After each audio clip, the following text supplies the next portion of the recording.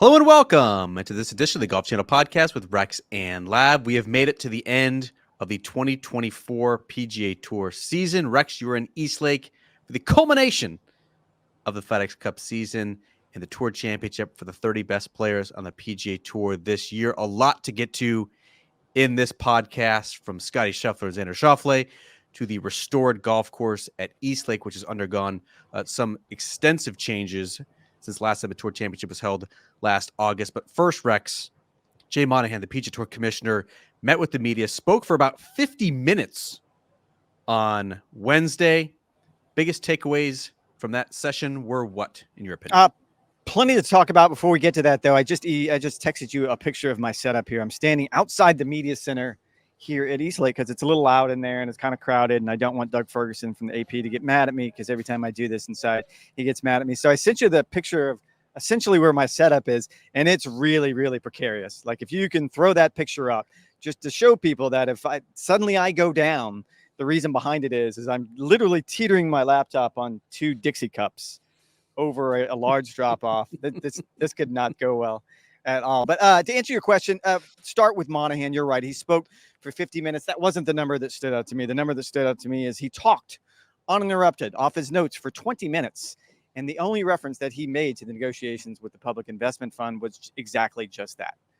He had one, I would call it a sentence. Structurally, it was almost like a throwaway line. Grammatically, it qualifies as a sentence. It had a noun and a verb, and that was it. And that was all he said about it.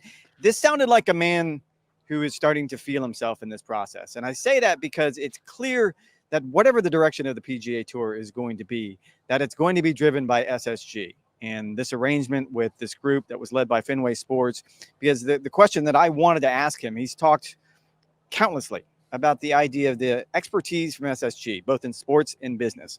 And we're talking about owners of NFL teams, owner of Major League Baseball teams, owner of NBA teams, how they're going to leverage that expertise to sort of chart the path forward for the PGA Tour. Wherever it is that PIF falls into this, and we can talk more about that, is going to be secondary, at least as it stands right now. It is going to be part of the puzzle, but I'm not getting the impression, or at least that's not what Jay and the rest of the PGA Tour wants to make the impression, that that's going to lead the show. The show is going to be led by SSG and all of the things that he sort of pointed out in that 20-minute dialogue to open up the press conferences. He talked about innovation.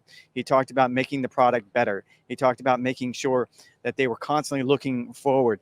Didn't say anything unprompted about the negotiations with the Public Investment Fund. And he's going to adhere to that line that he's always going to adhere to, that he's not going to negotiate this deal in public. And I understand that. But when you talk for 20 interrupted minutes about the future of the PGA Tour, and that's really what it was about, and your only reference to what could be a big part of that is, as you said, a throwaway line, that to me was very telling. I know this is not a visual medium. Forget it. I thought you could put it up. That's terrible. I couldn't figure out how to do it on the fly, but Never yes, those mind. are the Dixie Cups. Yes, we are the Golf Channel. We should have a high-end production. And then we remembered this is just the Golf Channel. High to production value here, folks. At Lab. You said that Jay Monahan was feeling himself. I said earlier today on Golf Today that Jay Monahan sounds emboldened.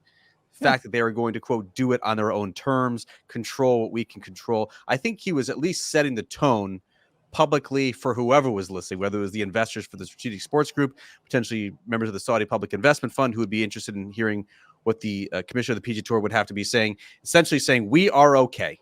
And if this deal happens with the PIF, great.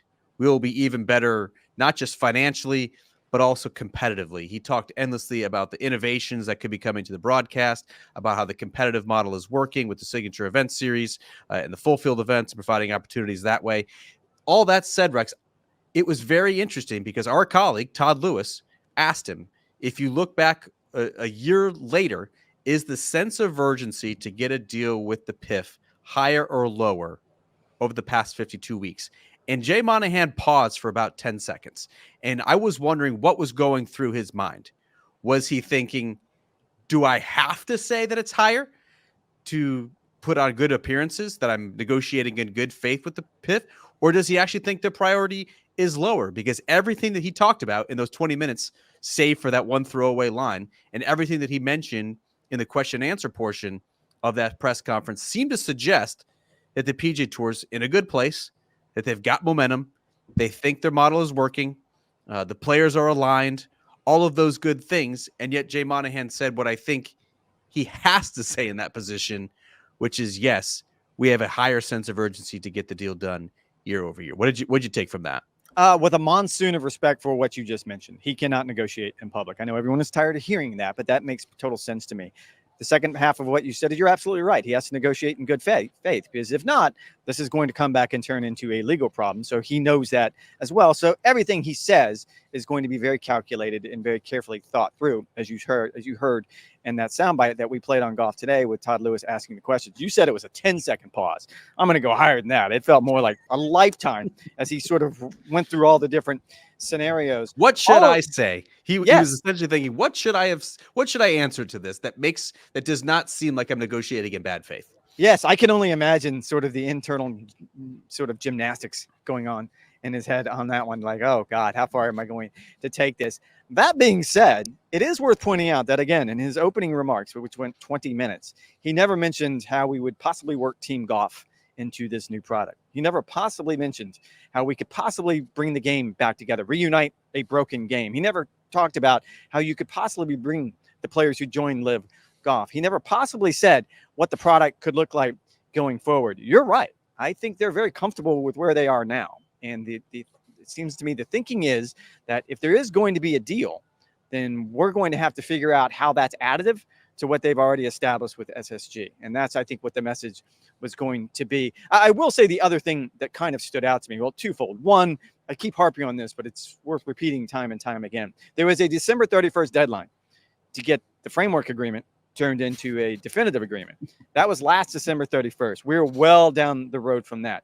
Go back just a few weeks ago in Memphis. The commission was asked point blank, since the schedule for next year has just been released, is it safe to say that there would be nothing involving PIF and Live Golf until 26 or 27 was the question. And his response was, yeah, I think that's fair. So we're not looking at anything possibly moving until probably 28 now. And also keep in mind, and I didn't mention this on Golf Today, that whatever happens between the two sides, let's say there is a universe where the two sides do find a way to come together and reunite the game, there's going to be a lengthy review process after that by the Department of Justice and the U.S. government, because they don't want even the slightest hint that there is some sort of antitrust violations going on here. So even if there is something that comes up, let's say this December 31st, let's put that as a manufactured deadline, because the commissioner said there is no deadline. But let's say it happens on December 31st. That means we're not going to see any real progress until the next December, if not later. I've been told it's a 12 to 15 month process for the DOJ to review this. We're getting so far down the road. This is almost like when you and I talk about the 2032 U.S. Open, and you want to book a hotel room, and I roll my eyes. 2052, the 2052 U.S. Open's already been booked. And I'm sure you already have a hotel room, but I always roll my eyes when you send me those messages. I'm like, dude, I'm not worried about where I'm staying in 2052. I'm not going to be upright in 2052. That's what this is starting to feel like to me. But don't you think, Rex, that some PGA Tour officials could be accused of being out of touch on this? Because today they endlessly mentioned, Jay Monahan and Tyler Dennis endlessly mentioned fan engagement, fan involvement, making sure we're thinking our fans first and foremost. That needs to be sort of front of mind. And yet what fans want most are all of the world's best players back together again. Like, that sort of aspect has been lost in this. And yes, you can control what you can control. And those players made the decision to join a rival tour, and now they're potentially relegated to that for the foreseeable future. I totally understand that. But any sort of survey in which you're getting 30,000 respondents for the fans, I can tell you first and foremost, number one, they want to have all the world's best players together again. When you look at the competitive model of the PGA Tour, which again, they can talk about all this sort of backroom dealing and behind the scenes stuff all they want. What is going to be noticeable to us, what's going to be noticeable to golf fans, is going to be the competitive product week in and week out on the PGA Tour. That's largely going to be unchanged for 2025. There are only very small schedule tweaks as it relates. I mean, the signature events are exactly the same, except for a one-off for really. the cricket club schedule change. Yeah. And that's just a one-off. The Memorial is going back to a traditional day. Otherwise, it's looking virtually identical 2024 to 2025. Jay Monahan said in response to a question about, is this sort of the future of the PGA Tour? He said, yeah, we think this is working. We're, going to keep open-minded about this, but yeah, it's reasonable to expect that this is what it's going to look like. What happened to the sort of fresh ideas that SSG was supposed to be bringing in with a world tour concept or team golf or match play, other formats, other innovations, having, just something different to bring in a wider segment of the fan population that PGA Tour is clearly not attracting now. They can't just get that by having creator classics for the influencers that they're going to be doing on Wednesday at East Lake. There has to be something more. There has to be something more substantive. And I didn't hear sort of a vision for that. It sounds like it's just basically in a holding pattern until the Civil War ends. No, and I kind of asked specifically because I wanted to know, like, give me one of these great ideas that SSG has thrown out there. Tell me how you're leveraging all of this expertise that you've talked endlessly about since you've signed this deal. I didn't get a very fulfilling answer, if I'm going to be honest with you, because it was a lot of corporate speak and a lot of platitudes, if I'm being honest with that. You probably weren't paying attention because you were trying to make your point. I was not laughing at whatever your point was. I really wasn't listening to your point, if I'm being honest. I was laughing at a line I got in my head as you were saying that, and it just made me, I came up with a joke on my own and I laughed at it. And the joke would be, to your point, you're right. It seems to me they're ignoring the obvious elephant in the room, which is, don't we want all of the game's best players together more often? Did we not learn that? Not just want, but probably need. Have to have. Probably need to have them back. And if you look, I mean, the U.S. Open's probably the perfect example of that. To that point, there was a question about the pathway back. I believe Doug Ferguson from the AP asked it. And the commissioner kind of deferred, as he should in that situation, to Tyler Dennis, who is in charge of these types of things. And Tyler Dennis referred to, in this particular scenario, if there was a player who joined Live Golf that was not a member of the PGA Tour or the Korn Ferry Tour, and Andy Ogletree is probably the best example here. He had no real status on either tour. If that player, what kind of sort of time frame are you looking at for him to come back to the PGA Tour? And Tyler Dennis referred to there would be a 1-year waiting period. And that to me feels like you get a 30 to life waiting period if you break a law, is what that feel like. Is that what we're calling it these days? A waiting period? A waiting period. A waiting period before we potentially send you to the guillotine. I'm surprised that they have not made more movement on that front, or at least they're not willing to share it publicly, because it really should not take that long to hash out what a potential pathway back to the PGA Tour should look like or could look like. Well, I understand the complexities of this because you have very, very strong opinions on both sides. One, from the Live Golf players' side, they have no interest in serving whatever you want to call it, a waiting period, a suspension, timeout, whatever it is you want to call it. They have no interest in that. They have no interest in paying fines. They have no interest in any restitution whatsoever. On the PGA Tour player side, they feel like the Live players got theirs. How come we're just going to welcome them back? That is a very, very hard line that's going to be difficult to cross. PGA Tour players are getting theirs too. They're now a part of this first of a kind equity program. Perhaps. But to that point, and after the press conference, I asked Tyler Dennis's point blank, because this came up at dinner last night during our GWA fantasy football draft, which I'm sure we're going to get into later. But the idea of Bryson DeChambeau, if not isn't maybe the best player on the planet right now, he's by far the most popular player on the planet right now. So I needed Tyler to explain to me exactly why he will not be eligible for the President's Cup team. He will not be, to be clear, and it's because he's not a member, and the President's Cup is only open to members. It's a PGA Tour product. That's why the Ryder Cup is different. That's a PGA of America product. But it was point blank. It doesn't matter how many of those responses from fans, the 30,000 responses, said exactly what you're saying. We need to reunite the game. We want to see the best players together again. This is a very, very hard line that's going to be difficult to negotiate. And I thought there was a good question that was asked of Jay Monahan, because if they have all this infusion of cash from SFG, if there's now $1.5 billion invested in PGA Tour enterprises with the promise of potentially another $1.5 billion if they can sort of consummate this deal with the Saudis, what do you even need the PIF deal for? And Jay Monahan's answer was, this is an opportunity to reunite the game again.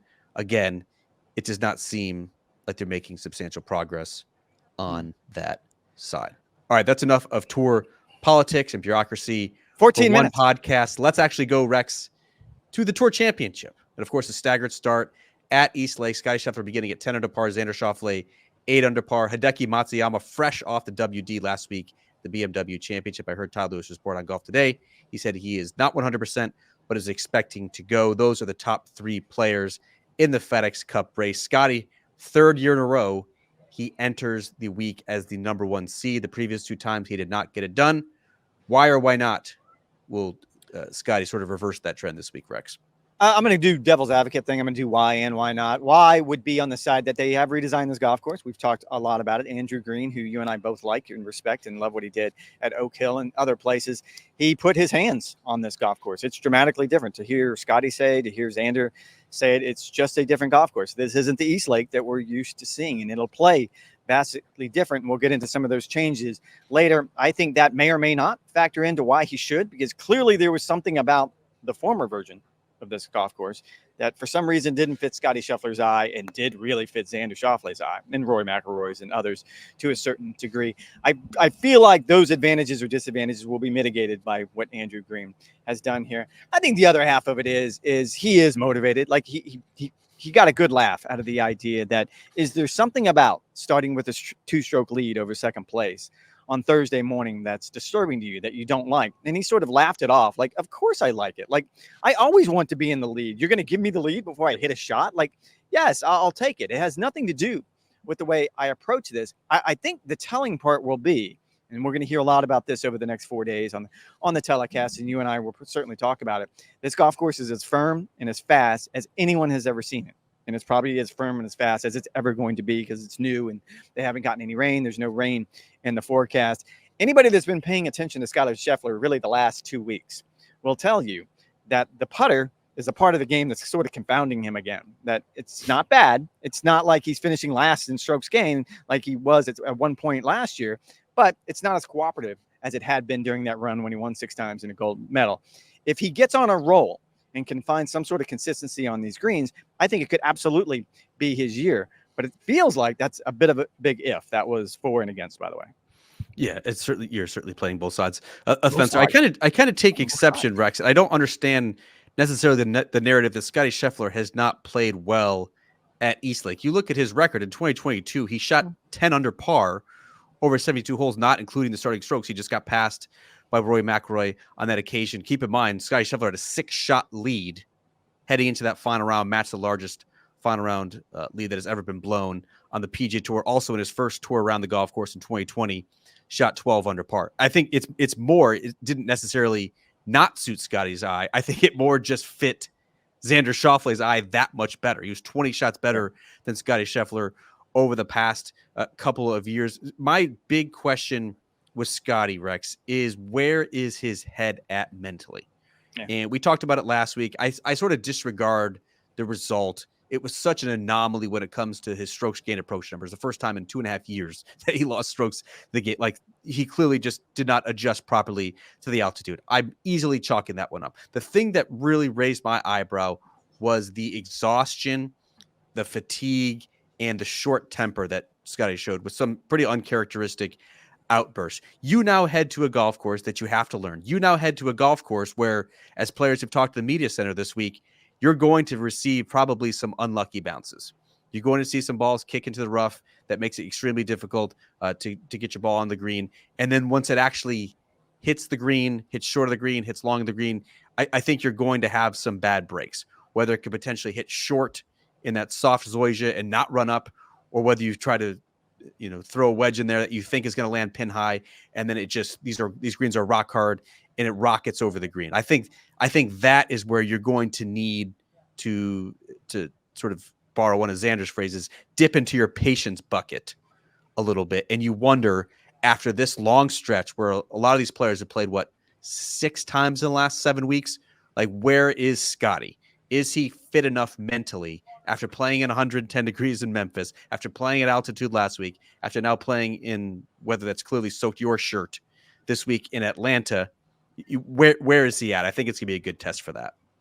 Well, and I asked Scottie about that, the idea that, look, we got the end of the season. I walked through the locker room the other day and I was blown away by how many therapy tables there are in there. It seems like every single corner of the locker room has some sort of therapy table, has some sort of cryo machine, has something to try to piece these players back together. And this season, probably more so than any season I can remember, just because it came to such a crowded crescendo, where you pointed out, I mean, you have guys who probably started at the Scottish Open because it was an important event and went to the Open Championship, had a couple of days off. He ended up going to the Olympics in Paris. In the case of Shane Lowry, he went straight from there to the Wyndham, straight into these 4 weeks. You pointed out a very good point, that if nothing else, like if we're not going to rotate this event or Memphis or the BMW does rotate for corporate reasons, which we all understand when you start looking at the sponsors of those particular events. But if you're not going to rotate them just for the sake of the players' bodies, that one is a little shocking to me because it was, as you pointed out, 100+ degrees in Memphis. It's not going to be much better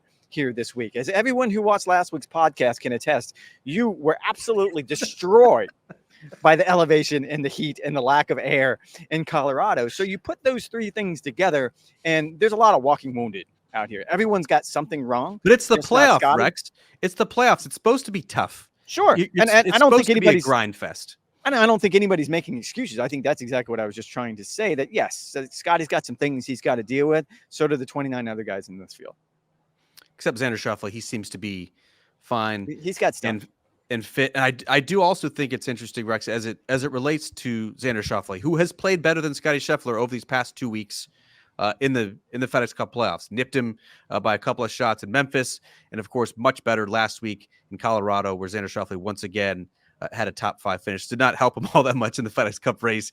He's still be getting 2 shots back. But on this golf course, the vibes he has, even if the golf course is different, you think Xander Schauffele has to feel pretty good about his chances. I do think that this will be a good barometer for Xander Schauffele. I've talked about it before, where this sort of golf course, where if you have the length, if you have the distance, if you have sort of the apex height on your drives, you can cut it down to size.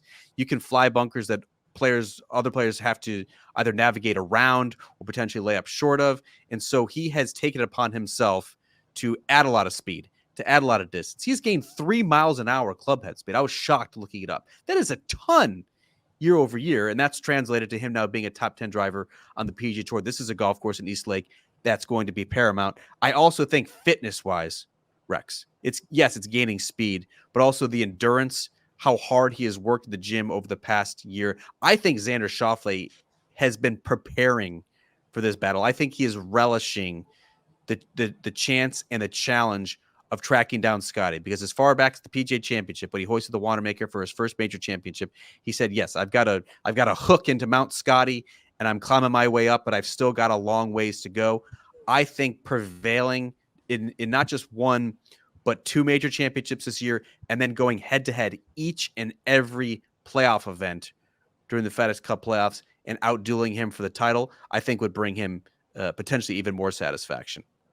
I would agree with all those things. And it was fun yesterday to hear Scottie and Xander's take on the idea. They've played a lot of golf together the last few weeks, that's the nature of being 1 and 2 on the FedEx Cup points list. I think if you look at the appreciation that both of them have, all the things that you just pointed out, the idea that Xander has transformed himself under the watchful eye of Chris Como, and just the way he's done it. He's done it in a very smart way. He's done it in a very focused way, and he's put the work in. And I think that part of it is fun. I would tend to agree with you. It seems like Xander has the hotter hand right now. I will say, which would lead to a greater conversation on Sunday night, which I want to preempt here a little bit. I had been leaning into the idea that maybe if Xander were to win the FedEx Cup, that maybe he would get the Player of the Year vote. We've seen how important this particular title is to the membership who votes on this. Xander seemed to put an end to that argument. He sort of dismissed it and said, look, everybody wants Scottie season. I've had a good season, but everybody wants to do what Scottie did. Win 6 times, win a major, win a gold medal. Like, that is the standard. And that's sort of the end of the story. Which is interesting because the players I talked to last week at the BMW Championship said that Scottie has played the best this season, but in 10 years, they would want to look back and have Xander's season. I think it's a reminder of how important major championships are to a player's legacy. Obviously, we do not need to touch on that topic right now. I know you do not have, Rex, the starting strokes leaderboard in front of you, but who else is sort of front of mind this week? If you take Scottie and Xander out of the equation, who can sneak up and win the FedEx Cup? Who do you think, like Rory McIlroy did a couple years ago, where he started, 6 shots back, made double on the first hole, and then roared all the way back? So either from someone who could surprise, someone who needs a good week with Jim Furyk making his captain's picks for the President's Cup the week after the Tour Championship. Who else? Throw some other names out there that you're sort of keeping an eye on this week besides the top 2 dogs. I love the idea of Justin Thomas, who's 10 strokes back, and we all know is a very, very beyond a long shot. But I love the idea that he talked about having not made it to this event last year And knowing what it felt like to watch it sitting on his couch in South Florida, he said he'll take a 10-stroke deficit to start the week because it's better than the alternative is where he was last year. No, I don't think he has much of a chance. So many things. It's not just the 10 strokes. It's everybody that's between he and the lead that concerns me. I'm going to go with Victor, who and kind of take the other side of the coin of what I was just saying about JT. Victor sort of talked about the idea that I have not played well this season. And think about that. Garbage. He said garbage. Think about that for a minute. For someone who is at Eastlake, and I think by any measure, if you make it to the Tour Championship, you've had a good year. Like, look, Tiger Woods is judged differently. Maybe Scottie Scheffler is getting to the point where he's being judged differently. But if you just make it to Eastlake, I feel like that is such an accomplishment. You're one of the best 30 players in the world, essentially, this season over the course of 7-8 months. That to me is surprising. So it leads me to believe that he's driven. We know he's played well, not on this particular golf course, but here in Atlanta before last year when he won. And I believe he's 4 strokes back, 5 strokes back. I don't have the starting strokes in front of me. And that's nothing though. Back. Oh, well, that's still quite a bit. But I think you can make that up if you play clean golf, which is going to be the trick around here. I don't think there's a lot of birdies on this redesigned golf course, but if you can eliminate the big numbers and the bogeys, you can make up ground.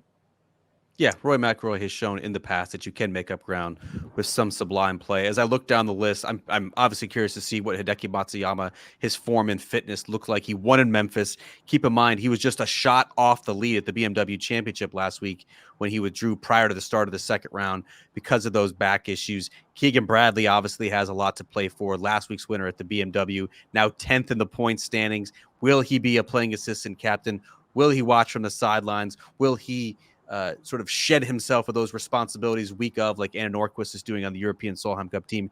That remains to be seen. We have not heard Rex from Roy McIlroy this week at Eastlake at the Tour Championship. I found that very interesting because he's sort of been the front-facing player on the PGA Tour over the past couple of years. Did not have a pre-tournament press conference. When I talked to him last week at Castle Pines, I made the remark, like, you've played more PGA Tour golf heading into the second leg of the FedExCup playoffs than you've ever played in your entire career.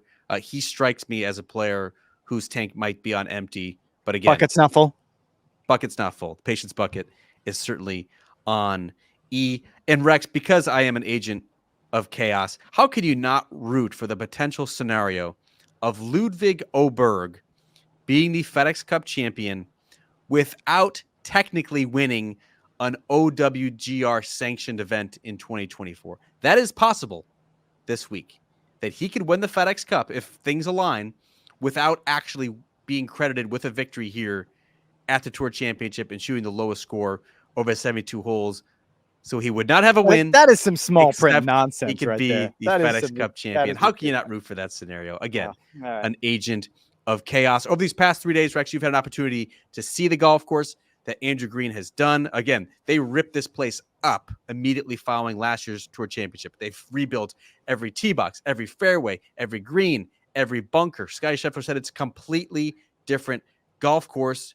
You've covered Eastlake for a long time in this Tour Championship. Do you like the changes? I do like the changes, and I was going to bring this up before when you were talking about a player who could overpower this golf course, and I'm going to push back a little bit on that. I think in the past, the old Eastlake, the Eastlake last year, and going back in the past, that one you could overpower. That one didn't have many choices off the tee. You hit driver or maybe 3-wood sometimes, and you wanted to pound it and hit it as far as you could. Yes, playing from the fairway was important, but you didn't have many options. I think what Andrew has done, what I like the most, is create some angles that weren't there before. Keep in mind, he used the exact same footprint.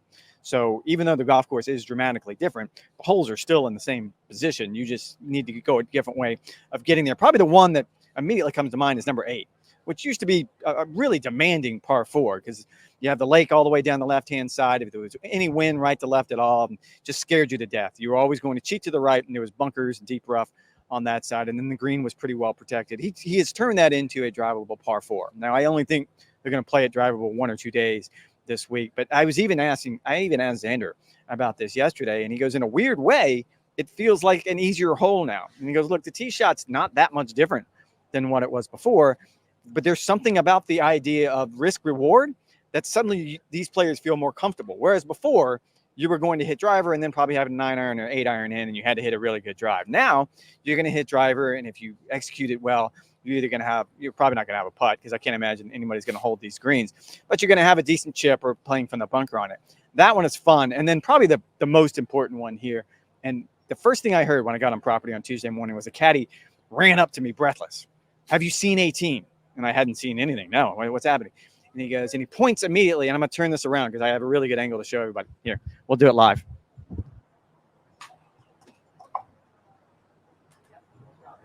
Oh, look at this. So what you're looking at here, you're looking down on the right-hand side for the viewer at home is the 10th fairway. On the left-hand side, you can see up and over those trees is the 18th fairway coming back. The 18th is a par 5, very similar to where it was before, but they've made the fairway itself more narrow, and it's kind of rolly. It's kind of mounded. So it's really, really hard to hit that fairway. So players realize, because they took out so many trees back towards where you can see the 10th green there in the distance, that if you stand on the 18th tee box, you have a direct line straight over that green into the 10th fairway. And from there, you have a direct line into the 18th hole. And that does two things. One, it takes the water, which is in the middle of the 18th fairway, out of play. And it also gives you a really good angle. And as Scottie said yesterday, it wasn't going to be an eagle hole this week anyway. You're going to be playing for birdie. So this created an opportunity that not just a few players, pretty much everybody in the field was going to do it, until officials informed players last night that running between those two will be an imaginary internal OB line. That if you're playing off the 18th tee and you hit it into that 10th fairway, that will be out of bounds. And they did the same thing on the 6th and the 7th holes. So you get an idea how the redesign caused a lot of consternation among players. I'm just also realizing, Rex, that you decided to have for your background of this shot an air conditioning unit, a porta potty, and a media tent, as opposed to the 10th and 18th holes at East Lake. This is why we probably need a producer for this podcast. I don't think I was allowed to do what I just did. And the reason I turned, the shrewd observers will have recognized that Jay Monahan was walking up the fairway, which prompted me to, because I don't think we're actually allowed to do that. I'm not sure. Podcast. I don't think Jay Monahan is well versed in the media rights. I wasn't going to find out. On site for TV rights. I do appreciate that. I'm a big fan. I did a lot of research. I read a bunch of stories. I saw a bunch of flyovers. Watched a couple of videos. Like, I'm a big fan of what Andrew Green has done this golf course. I've covered this tournament a bunch. I've played this a few times. Like, East Lake and what they were trying to do is the proper thing, because they've taken what was one of the most tired and monotonous tracks on the PGA Tour, and they've made it much more interesting with increased shot value. Like, the fairways have more contour to them. The greens have been almost completely reshaped, as opposed to having like the traditional back to front slope that's into the grain, and the shots just stop quickly. Like, there's no real movement once the ball actually hits the green, which is sort of boring. And you look at sort of the most dramatic changes. You mentioned 8 and making that drivable for at least one of the days. The 14th hole, which was a long par 4 previously, has now been lengthened. That's a par 5. The par 3 15th, one of the most intimidating shots that these players face the entire year on the PGA Tour, is probably even more intimidating. Like, they took out the bailout bunker left, and now it's just like a shaved bank that goes into a collection area. You mentioned 18, and with that internal OB, which I think is a really interesting tweak that they're going to have.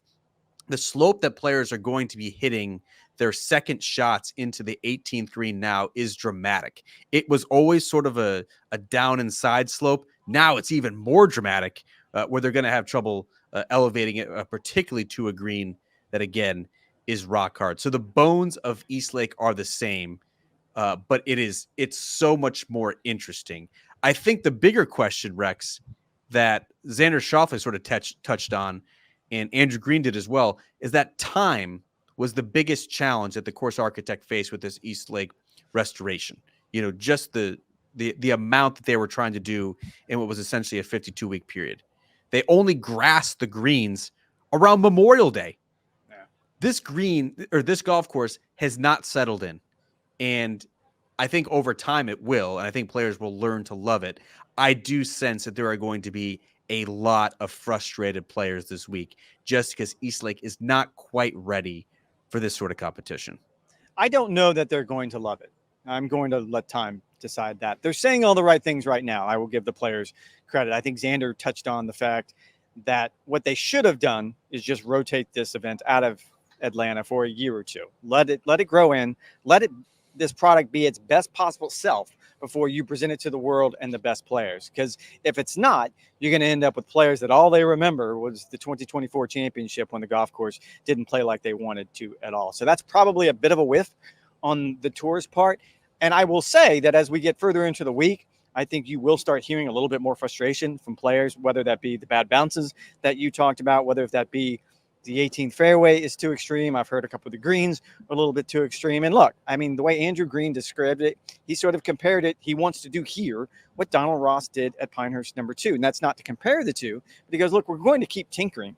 Like there's a couple tee boxes, number 9 being the primary example, the par 3, that they're not going to use this week because the greens are way too firm. That's 260-yard par 3, by the way, on the 9th hole, which is kind of ridiculous. And he goes, if they don't use it ever, that's fine. Like, I don't think he's taken any ownership in this beyond the idea.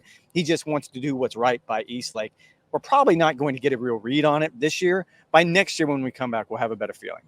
And the biggest difference with that analogy that he was making in regards to Pinehurst was that when Corey Crenshaw came in to redo that golf course, they did not have the U.S. Open the following year. They had a 3 or 4 month grow-in period, and that golf course was ready for Martin Kaymer. And it's still played wildly different, again, than what we just saw with Bryson DeChambeau winning a decade later. It needs time to grow. I was very surprised that they rushed this as much as they did. I think it goes to show you just how important Eastlake and sort of the identity it's carved on the PGA Tour schedule was to have it for the season finale this week. I'm going to put you on the spot. Who is your FedEx Cup champion and why? I think you talked me into Xander. I'm not quite sure I was there. I was probably close. But listen to you prattle on for a good 5 minutes, and I'm sure you've had plenty of time to rehearse that take. But I think you talked me into it for all the reasons you pointed out. Everyone's tired, everyone's banged up, everyone's not feeling their best. But when you hear Xander talk about, no, my bucket's full, I find a way to keep it full. You're right. He seems to have reached another gear, which will lead to an interesting Player of the Year debate. Beyond that, I think it could set up next year even better. Let's imagine a scenario where you have Xander and Scottie going essentially head-to-head and all the biggest events to start the year in Maui and then going to Pebble Beach and all those signature events. I think that'd be pretty cool. He has more firepower. He seems, at least at this point, to be in a better headspace with a little bit more of an edge at this point in the season. My pick as well is Xander Schauffele to win the FedEx Cup title and let the Player of the Year debate rage on for the remaining 4 months of 2024. All right, that is going to do it for this edition of the Golf Channel podcast with Rex and Lav. You guys know the drill. NBCsports.com/golf for all the latest news, notes, and updates. Rex will be on site at Eastlake for the remainder of the week, filing daily updates. Rex and I'll be back on Sunday night or Monday morning, depending on how his flight schedule is looking and the conclusion of the Tour Championship for a recap podcast. And then we'll be back the following week to put a bow on this official 2024 PGA Tour season. Always look forward to doing that. Thanks for listening. Thanks for the support. We'll talk to you guys later this week. Enjoy the Tour Championship and the end of this FedEx Cup season. So long, Stanford.